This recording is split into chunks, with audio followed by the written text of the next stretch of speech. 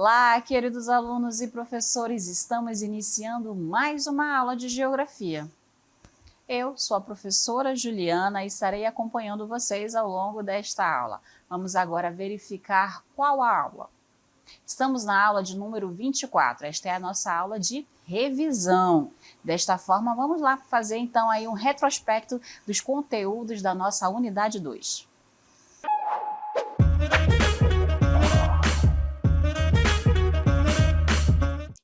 Bem, antes de começar essa aula de revisão, eu gostaria de reforçar um ponto aqui que é importante, certo?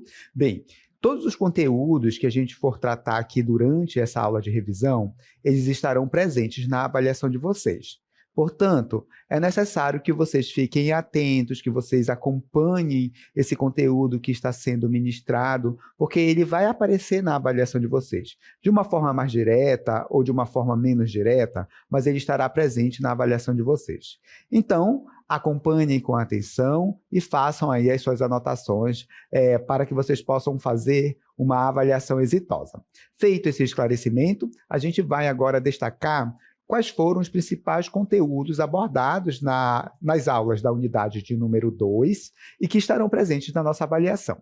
Nas aulas da unidade de número 2, nós falamos sobre ordem geopolítica mundial. E aí eu falei para vocês que no final da Segunda Guerra Mundial, no finalzinho, até 1991, quando a gente tem o fim da União Soviética, nós tivemos uma ordem geopolítica mundial denominada de bipolar. E o termo bipolar vem do fato de, nessa ordem geopolítica mundial chamada de bipolar, nós tínhamos dois polos de poder, Estados Unidos e União Soviética, certo? Estados Unidos e União Soviética também representavam ali sistemas econômicos antagônicos. Os Estados Unidos era capitalista e a União Soviética era socialista, certo? Essa ordem geopolítica mundial denominada de bipolar, ela chegou ao fim em 1991 com o fim da União Soviética. E a partir do fim da ordem geopolítica mundial bipolar, nós temos o aparecimento de uma nova ordem geopolítica mundial, como a gente costuma denominar essa ordem geopolítica mundial que a gente tem no contexto atual, de nova ordem geopolítica mundial. Mas a gente pode também dizer que essa nova ordem geopolítica mundial, ela é unimultipolar. Une porque, do ponto de vista militar, os Estados Unidos se manteve ali como hegemônico, né, como dominante, e do ponto de vista econômico, nós temos diversos polos de poder econômico espalhados pelo mundo que rivalizam ali com os Estados Unidos. E quando essa nova ordem geopolítica mundial ela surge, a gente vai ter ali a redefinição da circulação de pessoas e de mercadorias, e é isso que a gente vai ver aqui neste momento. Acompanhe aqui comigo. Bem, quando essa nova ordem geopolítica mundial ela surge, nós vamos ter ali uma mudança nos fluxos de mercadorias, serviços, capitais, que se tornaram ainda mais intensos nesse contexto de uma nova ordem geopolítica mundial, certo? E nós temos também a integração, a incorporação dos países que antes eram socialistas para o modo de produção capitalistas. Então, os países que faziam parte do eixo soviético, né, que eram socialistas, acabaram mudando para o capitalismo com o fim dessa chamada ordem geopolítica mundial chamada de bipolar, certo? Bem, é importante destacar também que dentro dessa ordem geopolítica mundial chamada de bipolar, a gente tem a Guerra Fria, né? Que foi esse confronto ali meio que velado entre União Soviética, né, e Estados Unidos, que nunca se confrontavam, diretamente, certo? Mas financiavam ali os conflitos regionais. Bem, dando continuidade, eu gostaria que vocês entendessem também que nessa nova ordem geopolítica mundial nós temos o processo de aprofundamento da integração, né, da conexão econômica, social, cultural e da comunicação entre os países. E esse processo de integração econômica, social, cultural e na comunicação nós chamamos de globalização. E reforço para vocês mais uma vez o que é globalização. A gente pode entender globalização como sendo esse momento em que os lugares, em que as sociedades, as pessoas elas estão mais conectadas, certo? Então a globalização marca esse momento de maior conexão entre as pessoas entre os lugares também. Essa maior conexão entre as pessoas e os lugares só foi possível graças ali à evolução dos meios de transporte e dos meios de comunicação também. Os meios de transporte, juntamente com os meios de comunicação, eles evoluíram bastante, em especial nos últimos 2, 3 séculos, né? Se a gente pegar, por exemplo, o meio de transporte mais utilizado para se deslocar de um continente a outro no século XVI, a gente tinha as caravelas, que viajavam ali na velocidade do vento, né, e das correntes marítimas que a gente tem. Hoje, na atualidade, né, a gente tem as aeronaves, né, o transporte aéreo, que consegue se deslocar a uma velocidade de mais de 800, 900 quilômetros por hora. Isso faz com que a gente tenha uma velocidade muito maior para se deslocar de um ponto até outro, de um continente até outro, por exemplo. Dessa forma, uma viagem, por exemplo, para a Europa, que demorava meses para acontecer, 2 meses, por exemplo, utilizando caravelas, de avião a gente consegue fazer, saindo, por exemplo, do Brasil em direção à Europa, no espaço de 8 horas. Isso depende, obviamente, da cidade de onde você vai partir, certo? As comunicações também evoluíram bastante, né? A gente se comunicava ali por cartas, né? E hoje a gente consegue se comunicar ali em tempo real. A gente acompanha as notícias no mundo em tempo real, né? A gente consegue falar com as pessoas do outro lado do mundo também em tempo real. E é isso que marca esse contexto de um mundo globalizado, né? E esse mundo globalizado vai fazer com que a gente tenha ali, turma, uma maior circulação de pessoas e também de mercadorias, que marca também essa nova ordem geopolítica mundial. Dando continuidade, a gente observa que a partir dessa nova ordem geopolítica mundial, o mundo todo ele passou a consumir produtos das mesmas marcas, basicamente. O que isso quer dizer, professor? Que, na atualidade, a gente consome basicamente as mesmas coisas. A gente quer o mesmo tênis, a gente quer o mesmo aparelho de celular, a gente quer o mesmo carro, né? Então, tem ali os produtos que a gente deseja. Um exemplo, a Apple lança eu acho que está no 17, iPhone 17. Todo mundo vai correr ali para tentar comprar, e se não consegue comprar, deseja a mercadoria, certo? Isso cria uma cultura global, né? Padroniza o consumo de uma forma geral. E aí, turma, a gente tem ali os Estados Unidos, né, surgindo como uma grande superpotência econômica no pós-Segunda Guerra Mundial, em especial, tanto econômica como militar. E nesse contexto dos Estados Unidos, enquanto potência econômica e militar, é justamente ele que vai definir quais são esses produtos que a gente vai desejar, né? Quais são esses produtos, essas mercadorias que a gente vai consumir.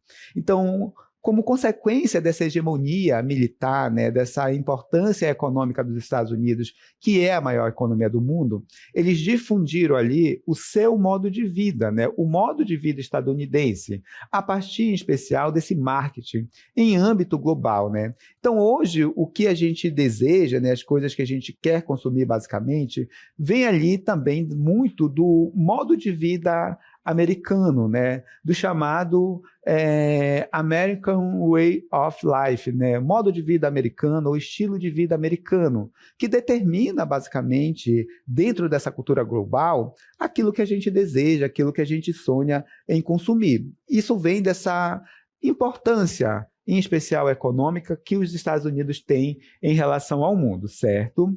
Mesmo que a gente não tenha acesso aos produtos, em especial as nações mais pobres, por exemplo, né, nem todo mundo consegue comprar um iPhone, né? Mas a gente sofre essa influência estadunidense de outras formas, através, por exemplo, das músicas, através do cinema, que levam também para todo mundo esse estilo de vida americano que determinou ali essas questões de como seriam, né, esse padrão de consumo em escala global, certo?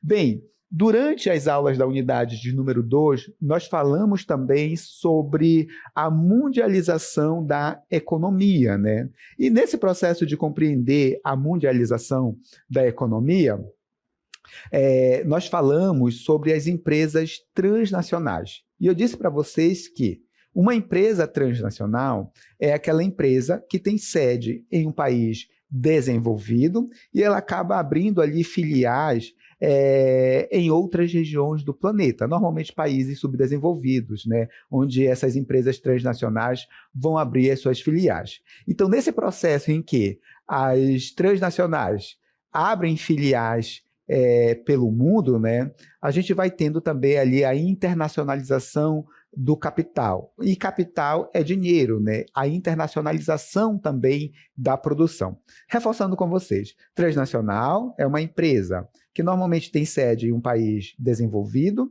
e abre filiais em países ali ao redor do mundo. A gente vai entender um pouco melhor como foi esse processo. Acompanhe aqui comigo.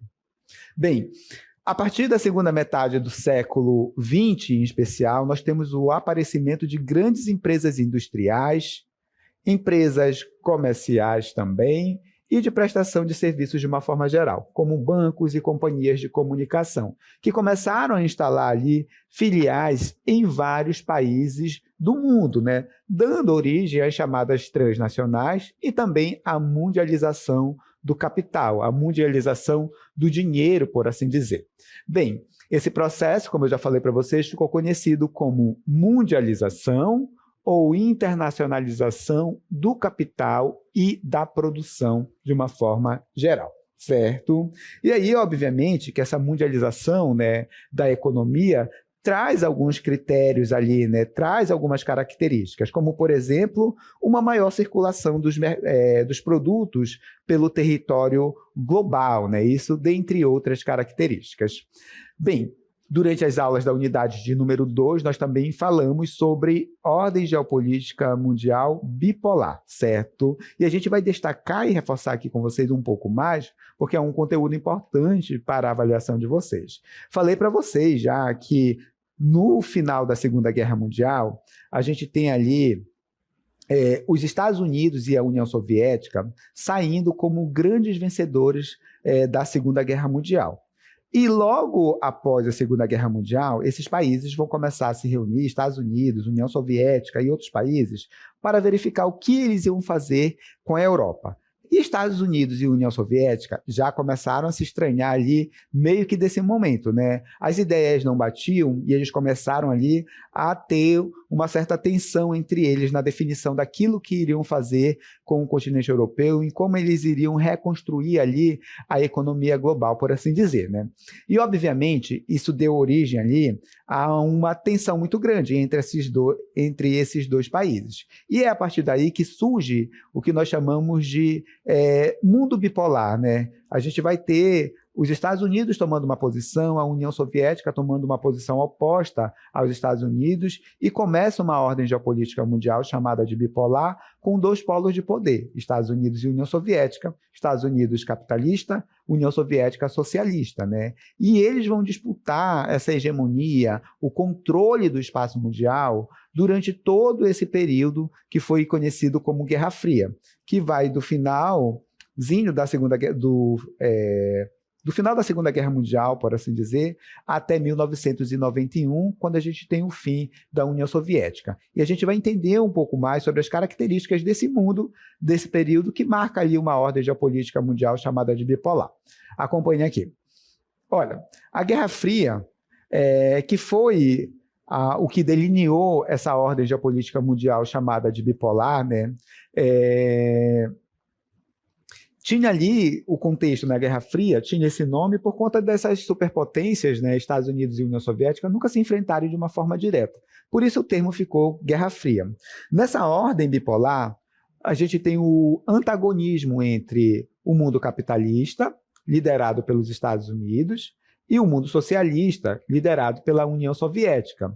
Tornaram-se ali muito mais intensas as tensões entre essas duas superpotências, em razão, em especial, do fortalecimento da União Soviética. A União Soviética cresceu muito no pós-Segunda Guerra Mundial, né? Então, começou a ganhar força, começou a expandir a sua área de influência no continente europeu e também ao redor do mundo. E isso acendeu ali uma lanterna para os Estados Unidos, né? Que começou a se preocupar com essa ampliação da área de influência soviética.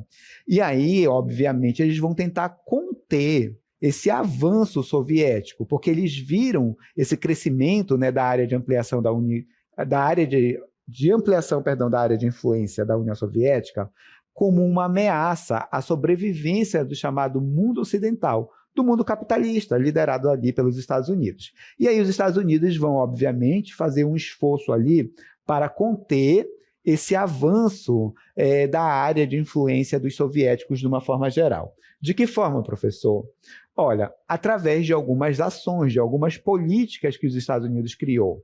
Um exemplo, a chamada doutrina Truman, né? Que foi feita pelo presidente Truman no ano de 1947, né, quando a gente tem o início dessa chamada política Truman para conter a expansão socialista, não só na Europa, mas em todo o planeta. E de que forma eles pretendiam fazer isso? Olha só.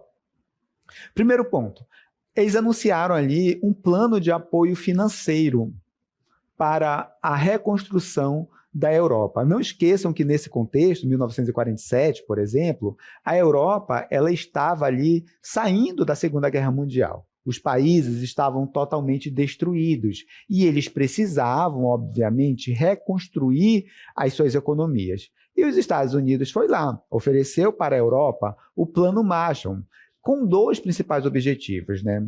Nada é de graça nesse mundo. E qual era a ideia dos Estados Unidos? Garantir ali a sua área de influência na parte ocidental da Europa.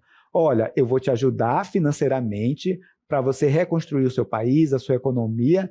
Em contrapartida, você vai permanecer do meu lado e não vai para o lado soviético. Então, basicamente, era essa a ideia dos Estados Unidos, certo? Além disso, para os Estados Unidos continuarem crescendo, se desenvolvendo do ponto de vista econômico, eles precisavam reorganizar a economia capitalista mundial para que eles garantissem ali o seu desenvolvimento, o seu crescimento. Então, eles precisavam ali também ajudar a Europa a se reerguer para manter o seu crescimento econômico, certo? Uma outra forma muito comum que a gente tem de garantir a influência dessas duas superpotências, né, uma das formas dessas duas superpotências manterem ali os seus aliados era criando ali atrativos, né? Por exemplo, os Estados Unidos criou a OTAN, que é uma aliança militar, e a União Soviética criou o Pacto de Varsóvia. E era sempre assim, tá? Quando um criava uma coisa que atraía ali os seus aliados, né, ou que dava ali uma garantia que esses aliados permaneceriam do seu lado, o outro automaticamente criava algo equivalente. Foi basicamente o que aconteceu aqui com essas alianças militares. Os Estados Unidos criou a OTAN e, na sequência, a União Soviética criou o Pacto de Varsóvia. A gente vai entender melhor o que foram ali essas alianças militares. Durante a Guerra Fria, os Estados Unidos e a União Soviética procuraram ali formar isoladamente, né, algumas alianças militares. Os Estados Unidos, a OTAN, a União Soviética, o Pacto de Varsóvia. Isso para fortalecer os laços com os seus aliados, né? E dar aquela ideia de proteção também para esses aliados e se proteger de uma forma geral das ameaças que um poderia causar no outro, por assim dizer. Bem, a OTAN, cuja sigla significa Organização do Tratado do Atlântico Norte, foi criada em 1949 e era liderada, obviamente, pelos Estados Unidos e contava ali com diversos países, tanto do continente europeu, em especial da Europa Ocidental, né, e também o Canadá.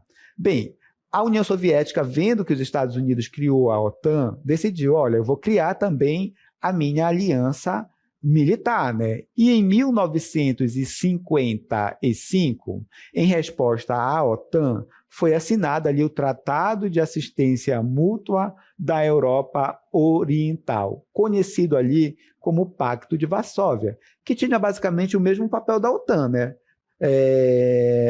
Proteger ali a própria União Soviética e todos os seus aliados. A ideia basicamente era a seguinte: mexeu com um país do Pacto de Varsóvia, você mexeu com todos os outros países, inclusive a própria União Soviética. Mexeu com um país da OTAN, você mexeu com todos os países que fazem parte desse tratado, né, da OTAN, inclusive com os Estados Unidos, certo? Bem, dando continuidade à nossa aula de revisão, a gente destacou também, durante as aulas da unidade de número 2, nós falamos um pouco sobre a questão relacionada às civilizações orientais, de uma forma geral. E a gente buscou entender, né, qual a origem, né, o porquê denominar denominação Oriente e Ocidente, né? E é importante que vocês saibam que essa divisão do mundo em Oriente e Ocidente, ela é uma visão eurocêntrica, certo? E os europeus tinham como principal propósito nesse contexto justificar o seu domínio, o seu controle, em especial a partir do neocolonialismo, lá no final do século XIX, das civilizações orientais. Então foi uma forma que os europeus encontraram de dizerem o seguinte: olha, o mundo ocidental, ele é mais desenvolvido do ponto de vista político, econômico e cultural, e as nações orientais são menos desenvolvidas. E aí, com esse discurso, eles justificaram o seu domínio, o seu controle sobre essa região, conforme a gente vai ver a partir do detalhamento, né, do que foi o neocolonialismo. Acompanhe aqui comigo. O neocolonialismo, né, que foi uma espécie de nova colonização, agora não mais pela força, né, mais pela questão política, que aconteceu ali a partir do fim do século XIX, onde as potências europeias elas decidiram controlar territórios na Ásia e também na África, né? E eles dividiram ali o mundo em Ocidente e Oriente, e essa divisão, na realidade, do mundo em Ocidente e Oriente vem ali para garantir a hegemonia europeia em relação às outras civilizações, certo? Bem, falando em civilizações, eu gostaria de destacar para vocês, né, o conceito, o que é civilização, para a gente entender um pouco sobre as características, né, das civilizações orientais que a gente vai destacar aqui. Então, neste momento, eu gostaria que vocês observassem qual o conceito de civilização, né? Como a gente pode definir uma civilização. Acompanhe aqui comigo. Bem, as civilizações, de uma forma geral, elas são complexos sistemas sociais, políticos, econômicos, culturais, que surgem ali quando uma sociedade atinge um alto grau de desenvolvimento em áreas diversas, né? É importante a gente ter o entendimento que cada civilização ela é única e pode ali exibir uma grande variedade de características, né, distintas. Temos aqui algumas características que são comuns a essas civilizações, embora elas sejam únicas e diferentes, né, em alguns aspectos. Mas temos aspectos que são mais gerais, comuns nas civilizações de uma forma geral. Entre eles estão organização política e social complexa, desenvolvimento econômico avançado, crescimento urbano, arquitetura monumental. Olha a civilização egípcia, que construiu ali as pirâmides. Desenvolvimento cultural e intelectual, sistema de crença e religião organizadas e interação e influência cultural. Destaco para vocês essas regiões aqui, onde estão as chamadas civilizações orientais. Vocês vão acompanhar neste mapinha os locais onde a gente tem as chamadas civilizações orientais. Acompanhe aqui comigo, né? Então pega ali quase que a totalidade do continente asiático, juntamente com o Oriente Médio, que faz parte ali da Ásia, ali a região da Península Arábica, e a gente vai definir melhor ali para vocês o que é e quais as características dessas civilizações orientais. Acompanhe aqui comigo. Bem, é importante que vocês compreendam que as civilizações orientais elas são extremamente diversas e abrange ali uma vasta região geográfica que inclui o leste da Ásia, o sul da Ásia, o sudeste da Ásia e o Oriente Médio. Destaco também para vocês algumas características dessas civilizações orientais, como, por exemplo, história antiga, né, e cultura rica. São civilizações milenares, diversidade étnica e cultural, grande desenvolvimento tecnológico, científico, filosófico e religiões diversas, fortes tradições culturais e organização social complexa. Durante também as aulas de número 2, nós falamos sobre as civilizações africanas de uma forma geral. Em especial, as civilizações negro-africanas, que ficam na porção mais ao sul do continente africano. Eu vou destacar para vocês algumas características dessas civilizações negro-africanas. Acompanhe aqui comigo. Bem, o continente africano ele é um território extenso, né? É o terceiro maior continente do mundo, atrás da Ásia e da América. Apresenta grande diversidade do ponto de vista étnico, cultural, além, obviamente, das particularidades físicas, né? Este aspecto físico, por exemplo, proporciona, a divisão do continente africano. É o caso do deserto do Saara, que divide o continente africano em África Mediterrânea, que é aquela África mais ao norte, né? E a África subsaariana, que está na porção sul do continente africano, que está mais ao sul, onde vive a maior parte da população negro-africana, certo? Bem, além dessa divisão natural do deserto do Saara, né, que divide a África Mediterrânea ou África do Norte da África subsaariana, as diferenças entre a África do Norte e a África subsaariana, elas vão além de aspectos naturais. Estão muito ligadas também às questões culturais, às diferenças entre povos e ao próprio processo ali de colonização, né, e ocupação sofrida ali nessas duas regiões do continente africano, certo? Bem, com isso a gente vai finalizando o conteúdo da nossa aula de revisão.